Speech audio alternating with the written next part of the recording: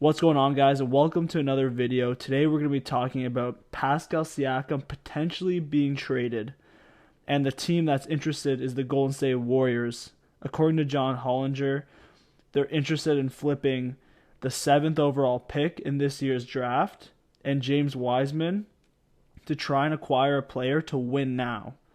And Pascal Siakam's a potential target that John Hollinger specifically said to look out for being moved to Golden State as a team that wants to acquire him. So Golden State's really interested in getting him. And today I'm going to talk about whether or not the Raptors should trade Pascal Siakam, should they consider it, and if they were to consider, what kind of package will get traded. Yes, another trade package is going to be posted today. If this is your first time being on this page, thank you guys for tuning in. Make sure to subscribe. Follow us on Instagram at Raptors Community for all updated content about this. So let's dive right into it. Let's go.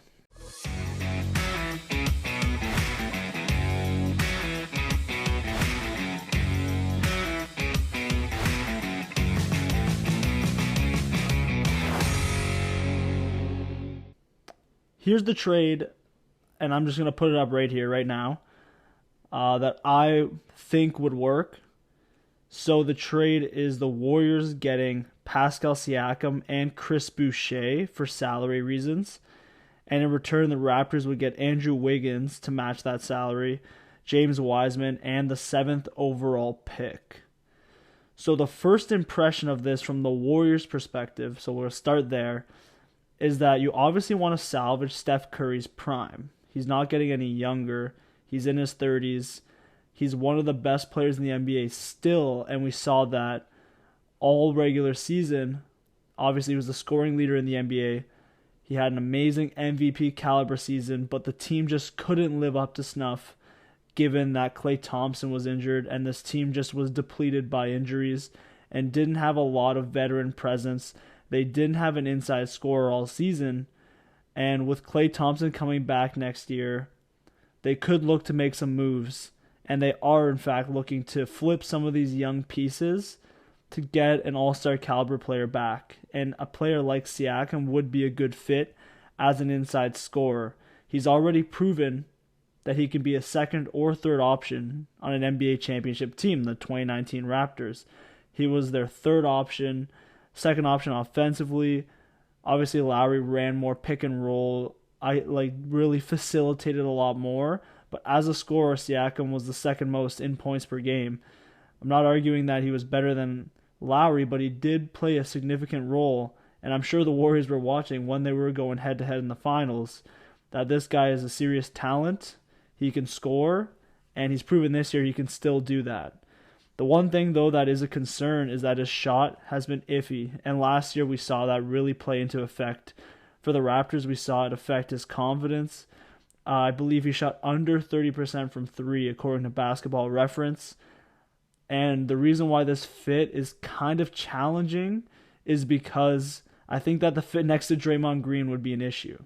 Draymond Green shot 27% from 3 last year. As we know, they are going to step on each other's toes.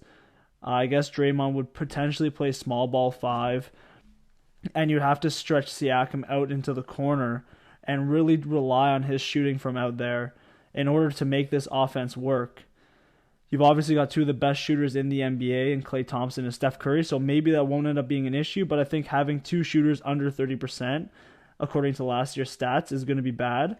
But I think Siakam will bounce back. I don't think he's that bad of a shooter. He just had a rough year from shooting. He's obviously had better years in the past, and he was on a trajectory to becoming a more consistent shooter. This year he was just sort of trying to take that leap as a scorer off the dribble, but playing with the Warriors means this guy's going to be able to get more catch and shoot opportunities, and Pascal Siakam is going to have that opportunity to be an offensive weapon in the paint for them. It's obviously going to be spread out with Steph Curry and Klay Thompson out there, and I think that this would be an amazing fit for Siakam. And Boucher is just a nice little sweetener as a guy who can come off the bench, stretch the floor, play a little defense, protect the rim a little bit, and just another body that I believe they need to fit the bill for their squad. You could also substitute in Aaron Baines. I know a lot of Raptor fans don't want to give up Boucher, but we already know what he is. And I think that these young assets you're getting back in return are a lot give you a lot more value than what you're going to get from Chris Boucher moving forward. And I just think he's a nice asset to sell high on right now, given how good he was last season. And potentially he could be just as good this upcoming season, but I think it's worth considering throwing him in, especially if that means Andrew Wiggins is going to be on the table, because to make this trade work, you've got to add the salary up there.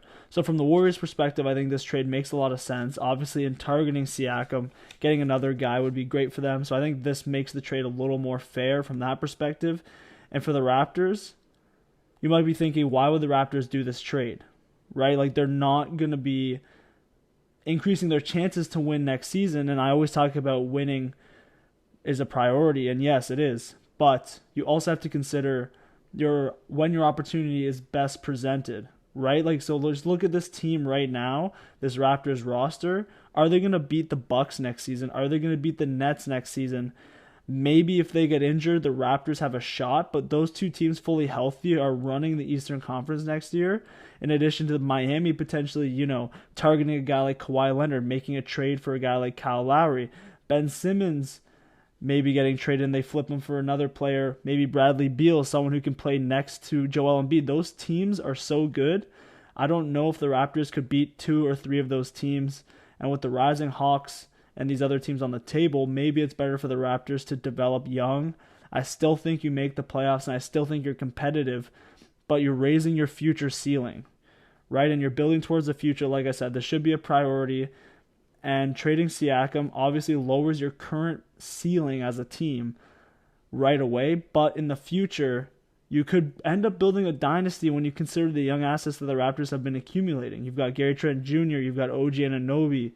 Then if you add James Wiseman and 2 top 10 picks in a loaded draft, you could be looking at a really, really good team, especially if the Raptors try and package some of this stuff together and trade up for a transcendent talent like Cade Cunningham, potentially throwing a lot of this stuff at the fire and really getting the Pistons enticed, especially if the Raptors think these guys are transcendent. If they think Cade Cunningham is a future MVP, a future Luka Doncic, that's the type of comp that he's been getting.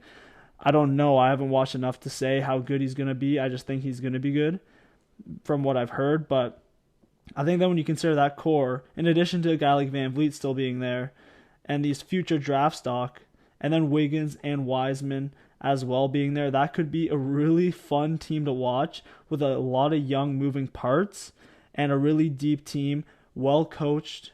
Obviously, maybe Andrew Wiggins' shot gets developed better in Toronto with Nick Nurse, with the pill method. We've talked about this multiple times. His ability to develop shooters, we're seeing it with Siakam in front of our eyes. Maybe he can do that with Andrew Wiggins and make him a more reliable shooter. He's a Canadian. I think that would be fun too, to have a young stud like Wiggins on the roster that's a Canadian as well. The question with this trade is the main piece isn't necessarily that 7th overall pick, but I think it's James Wiseman. And the question to Masai Ujiri is, how high are you on James Wiseman? Do you think he's a future star? He was the 2nd overall pick. He got injured last year. He's a big center. He's shown fluidity down the court. He's a great player off the dribble a little bit, right? As a center, he's great off the dribble, I think. He can move in the open floor. He's athletic. He can protect the rim. I actually really like him personally.